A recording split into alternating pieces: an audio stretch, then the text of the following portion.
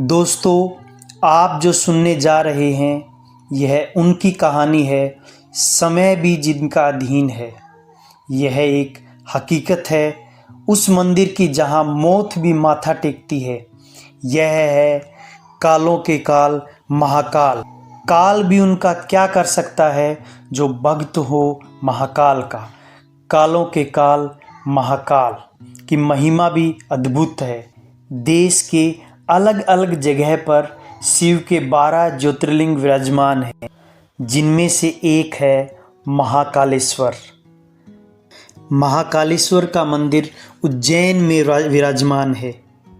वहाँ एक विद्वान ब्राह्मण रहते थे जिनका नाम था वृद्धि। वे भगवान शिव के परम भगत थे, जिनके 4 पुत्र थे और सभी पुत्र पिता की तरह शिव भगत थे। हर दिन वे सभी मिलकर पूजा पाठ करते थे, मंत्र जपते थे और लोगों को धर्म का मार्ग दिखाते थे।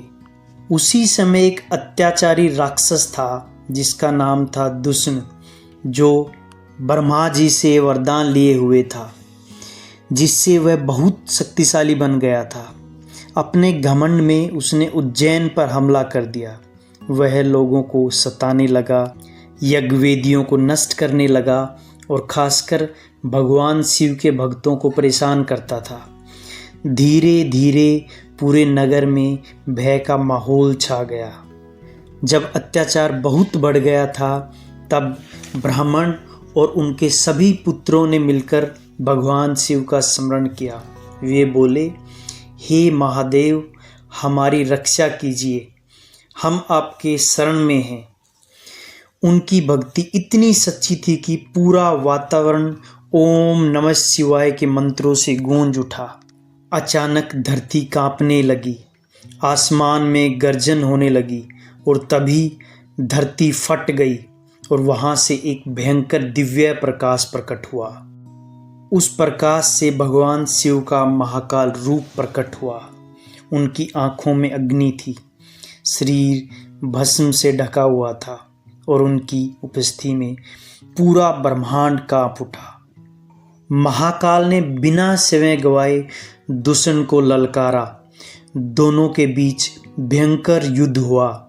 दुष्ण ने अपनी पूरी शक्ति लगा दी, लेकिन वह महाकाल के सामने कहाँ टिक पाया। अंत में महाकाल ने उसे भस्म कर दिया। उसी क्षण से उज्जैन फिर से सुरक्षित हो गया।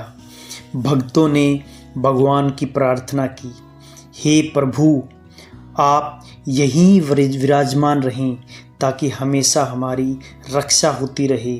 भगवान शिव ने उनकी प्रार्थना स्वीकार की और वही स्थापित हो गई। यही स्थान आज महाकालेश्वर ज्योतिर्लिंग के रूप में प्रसिद्ध है। यह 12 ज्योतिर्लिंगों में से एक है। उनकी खास बात यह है, यह दक्षिणमुखी है और दुर्लभ है। कहते हैं महाकाल शमशान के स्वामी हैं, उन्हें भस्म प्रिय है। इसी कारण यहाँ पर हर दिन सुबह भस्म आरती की जाती है। यह हमें जीवन के अंतिम समय की याद दिलाती है। अंत में सब कुछ भस्म हो जाता है। महाकाल मंदिर केवल एक पूजा का स्थान नहीं, यह आस्था और शक्ति का केंद्र है। यहाँ आने वाले भक्त मानते हैं महाकाल हर संकट को दूर करते हैं। भय और निराकरता ऊर्जा समाप्त होती है।